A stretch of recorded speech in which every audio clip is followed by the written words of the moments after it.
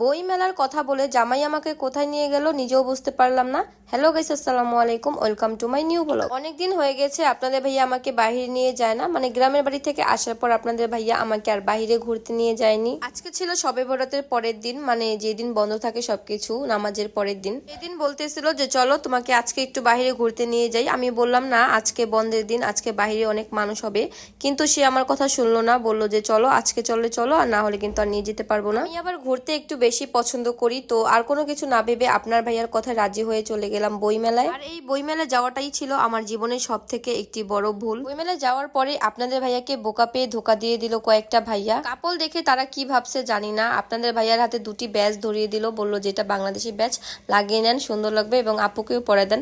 আপনাদের ভাইয়া তো বোকার মতো নিয়ে নিল, সাথে 40 টাকা তাদের দিয়েও দিল। বইমেলায় কিন্তু আমরা একা আসিনি, আজকে আমাদের সাথে এক কাপলও এসেছিল। এটা ছিল আপনাদের ভাইয়ার এক ফ্রেন্ড, মানে তারাও কাপল ছিল, আমরাও কাপল ছিলাম, দুই কাপল মিলে চলে আসলাম বইমেলাতে। আমরা ভিডিও বানাচ্ছিলাম আর আমাদের জামেরা সুন্দর করে আমাদের পিছন থেকে ভিডিওগুলো করে দিচ্ছিল। বইমেলায় কিন্তু অনেক স্টল বসেছিল বইয়ের, মানে অনেক বাচ্চাদের বই ছিল, সুন্দর সুন্দর বই দেখে আমার অনেক ভালো লাগতেছিল। আমি ভাবছিলাম যে আমার ছোট বোনদের জন্য নিয়ে আসবো, কিন্তু পরে আনা হয় নাই। মানে কি বলবো, এত পরিমাণে মানুষ ছিল, সে কথা আমি পরেই বলি। এখানে কিছু বই দেখেছিলাম, আমার বেশ পছন্দ হয়েছিল। আর আপনাদের ভাইয়া যেহেতু ভূত FM লাভার, তো সে প্রথমেই যে কি করলো, ভয়ঙ্কর একটি ভূতের বই নিল। তো আমি বললাম এই বই তোমাকে আমি বাড়িতে কিছুতেই নিয়ে যেতে দিব না। তারপরও সে ভাইয়ার সাথে কথা বলছিল বইটি নিয়ে, বইটির বিষয়ে। তো আমি যেহেতু বললাম তোমাকে নিতেই দিব না, তারপর আপনাদের ভাইয়া আর জোর করে নাই, মানে বইটি আর নেয়নি। আমি বলেছিলাম না, আমার জীবনে সব থেকে বড় ভুল হচ্ছে এই বই মেলাতে আসা। মানে এই বন্ধের দিনে আমি আর জীবনও কখনো বই মেলা বা বাণিজ্য মেলায় যাব না। বই মেলায় বইয়ের থেকে বেশি মানুষ, এত পরিমাণে মানুষ ছিল যে হাঁটাই যাচ্ছিল না, আর বইয়ের স্টলে তো যাওয়াই যাচ্ছিল না। আমি প্রথমে কয়েকটা স্টলে গিয়ে জাস্ট ভিডিও এবং ফটো তুলি, কিন্তু কিছুক্ষণ পরে যখন আমি বই কিনতে যাব, মানুষের ভিড়ের চোটে আমি তো মনে করেন যে কোনো স্টলে ঢুকতেই পারি নাই। এত ভিড়ের ভিতরে আমার খুব গরম লেগে গিয়েছিল। তো আপনাদের ভাইয়া দুটো আইসক্রিম নিল। এই আইসক্রিমগুলো এত বেশি মজার ছিল, আমি প্রথমে ভাবতেই পারি নাই যে আইসক্রিমগুলো এত মজার হবে। এখন আবার বলি, আমরা দুটি আইসক্রিম কেন কিনেছি। আমরা কাপড়রা ভিতরে যাবার পরে আলাদা হয়ে গিয়েছিলাম, মানে আমরা আমাদের মতো ঘুরতেছিলাম আর ওই ভাইয়ারা তাদের মতো ঘুরতেছিল।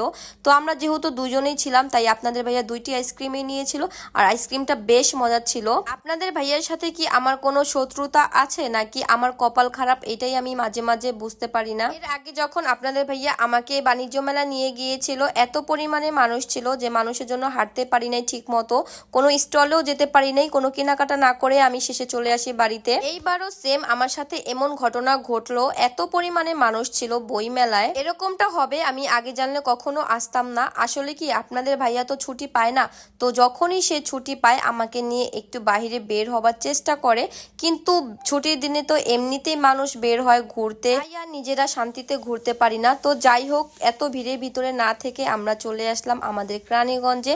তো প্রথমেই সোয়ারিঘাট থেকে আমরা নৌকাতে চড়ে সবাই চলে যাব জিঞ্জিরায়। এইদিকে দেখেন আপনাদের ভাইয়ার অবস্থা, বেচারা, মানে যেখানে যায় সেখানে দুটি আঙ্গুল দিয়ে কি দেখায় ভাই, আমি নিজেও বুঝি না।